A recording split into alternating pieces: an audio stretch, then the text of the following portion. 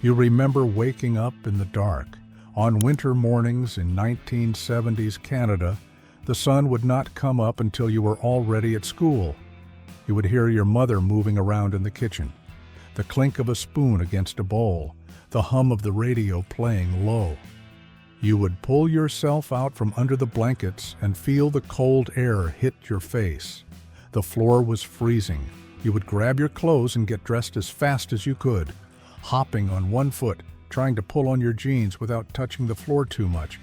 Breakfast was toast or cereal, something quick.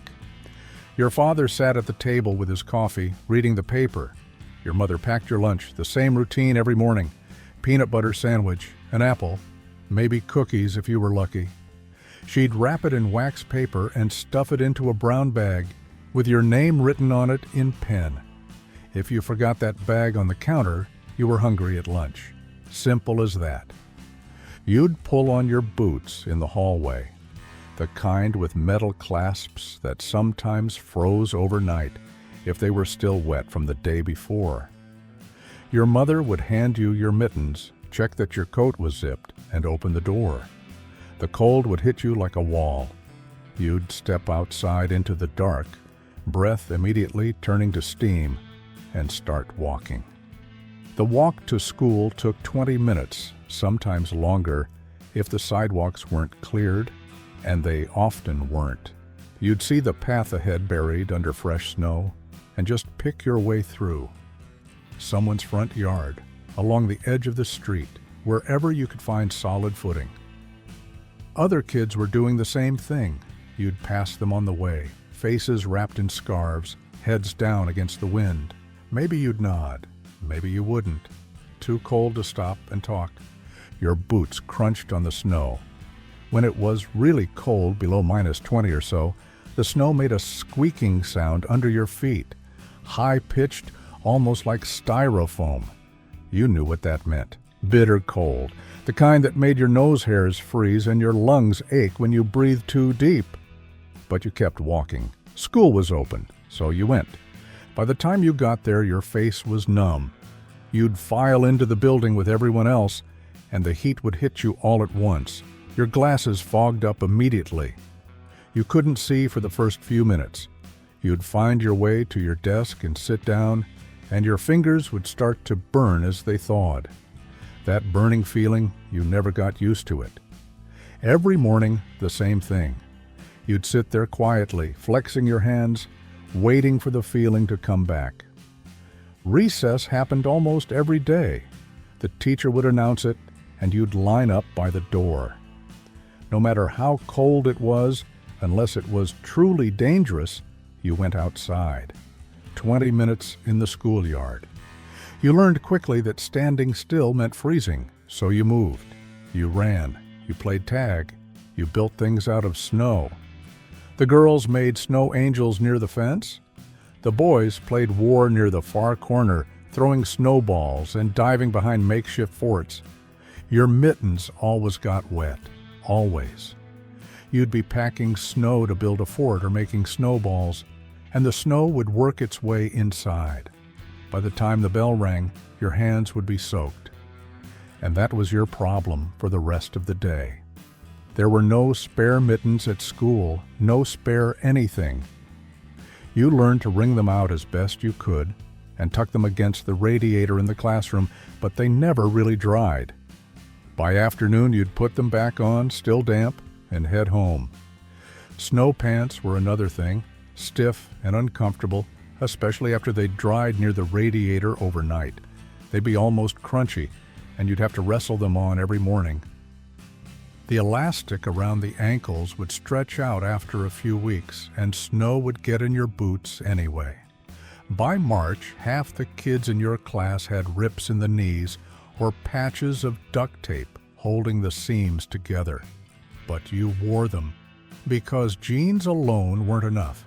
You'd learned that the hard way. After school, you'd drop your bag at home and head right back outside, even in winter, especially in winter. Your street came alive in the late afternoon, kids everywhere, pulling sleds up the hill at the end of the block, building jumps in the snow, playing street hockey in the road. The hockey games were serious. Boots for goalposts, a puck that was cracked and chipped but still worked, sticks held together with black tape. You'd play until you couldn't see the puck anymore. The sky would go from gray to purple to almost black, and one by one the porch lights would come on. You'd hear mothers calling names into the cold.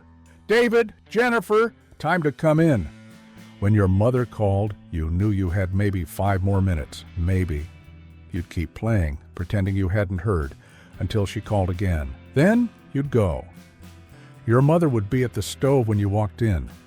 The kitchen was warm, windows fogged up from whatever was cooking, pot roast maybe, or stew, something that had been going for hours. You'd peel off your layers in the hallway, leaving a pile of wet clothes by the door, and sit down at the table in your socks. Dinner was the whole family. Your father would come home from work, hang his coat on the hook, and sit in his chair. Your mother would bring out the food, and you'd all eat together. No TV on, just conversation. Your father would ask about school. Your mother would mention something a neighbor said. You'd tell them about the hockey game, carefully leaving out the part where you almost got hit by a car, because nobody moved the goalposts when Mrs. Patterson drove by. After dinner, you'd do homework at the kitchen table while your mother washed dishes. Your father would read the paper in the living room. The house was quiet except for the sound of the furnace kicking on and the occasional creak of someone walking upstairs. You'd finish your math problems, pack your bag for the next day, and head to bed. And in the morning, you'd wake up in the dark and do it all again. Weekends were different. Saturdays meant freedom. You'd sleep in a little, maybe until 7, and then you'd be outside by 8:30. The whole day stretched ahead of you. No school, no schedule, just time. You and your friends would meet at the outdoor rink, the neighborhood one, where the ice was rough and full of bumps, but it was ice and you could skate on it. You'd carry your skates over your shoulder, laces tied together, the blades bouncing against your back with every step. Your stick dragged behind you, leaving a line in the snow. The rink was already busy when you got there. Older kids playing pickup hockey on one end, little kids wobbling around on the other. You'd lace up your skates sitting on a snowbank, fingers stiff and clumsy from the cold. Someone's dad had flooded the rink the night before, and the ice was smooth in some places, rough in others. You didn't care. You'd skate for hours, stopping only when your feet hurt too much to keep going. When you couldn't skate anymore, you'd unlace your skates and sit on the snowbank, catching your breath. Your feet would throb. Your cheeks would be bright red. Someone would have a thermos of hot chocolate their mother sent, and you'd pass it around, everyone drinking from the same cup. Nobody thought twice about it. Then you'd head to the hill, the good one, behind the school, where the slope was steep and the runout was long. You'd haul your sled up, legs burning, and ride it down, over and over. You'd try to go faster each time, lying flat on your stomach, steering with your feet. Sometimes you'd wipe out and end up with a face full of snow. You'd get up, brush yourself off, and go again. By the time you got home, the sun was already setting. Winter afternoons were short. You'd walk through the door, snow melting off your clothes, and your mother would take one look at you and shake her head. "Go hang those by the furnace," she'd say. And you would. Your snow pants, your jacket, your mittens, all of it hung on hooks near the basement stairs, dripping onto the concrete floor. Sundays had their own rhythm. You'd go to church in the morning if your family did that sort of thing, wearing your good clothes that were too tight and too itchy. Afterward, you'd visit your grandparents. Your grandmother would have tea ready and butter tarts cooling on the counter. Your grandfather would be in his chair by the radio, listening to something you didn't understand. The house smelled like pipe smoke and old wood. You'd sit at the kitchen table and eat butter tarts until your mother told you to stop. On the drive home, you'd watch the snowplow go by, orange lights flashing. Your father would comment on the roads, whether they were getting worse or better. Your mother would mention something about the weather forecast, and you'd sit in the back seat, warm and full, watching the streetlights come on one by one as the sky went dark. Winter wasn't always hard. Some days it was just quiet. Beautiful, even. You'd wake up to fresh snow covering everything, the world looking clean and new. The sun would come out, rare and bright, and the snow would sparkle like someone had scattered diamonds across your street. Those days, being outside felt different. Less like survival, more like living. But most days, it was just cold. The kind of cold that settled into your bones and stayed there. You'd be waiting for the school bus, stamping your feet, blowing into your hands, watching your breath make clouds in the air. The bus would finally come 20 minutes late, and you'd pile on with everyone else. The driver never apologized. He'd just close the door and pull away. You learned things without anyone teaching them to you. How to layer your clothes so you didn't sweat. How to recognize frostbite before it got bad. How far you could walk before your feet got too cold. You learned by making mistakes, by getting it wrong a few times until you figured it out. You learned which streets got plowed first, which neighbors would let you warm up in their garage if you got caught in a storm, which shortcuts were safe and which ones weren't. That knowledge came from being outside all the time, from paying attention without meaning to, and you learned patience. Winter taught you that.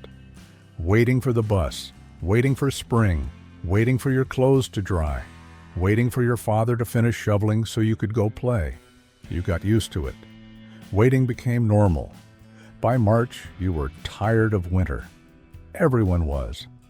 The snow wasn't fun anymore. It was just dirty and gray and in the way.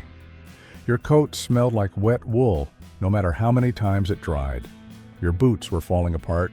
You were sick of being cold, sick of the dark mornings, sick of all of it. But you kept going. Because what else were you going to do? And then one day, you'd notice something different. The air would smell different, less sharp, less bitter. The snow would start to melt in the afternoons, even if it froze again at night. The days would get longer. You'd walk home from school and the sun would still be up just barely, but enough to notice.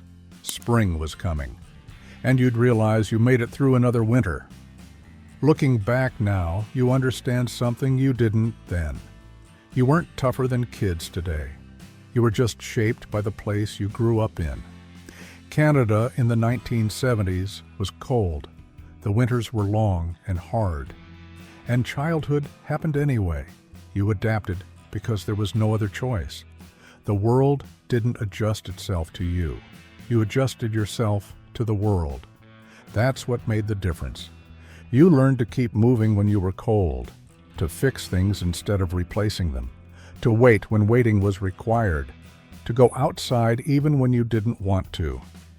Those lessons stayed with you, even after the snow melted, and you grew up and moved away. But on some winter mornings, even now, you wake up before the sun, and for just a moment, you're back there.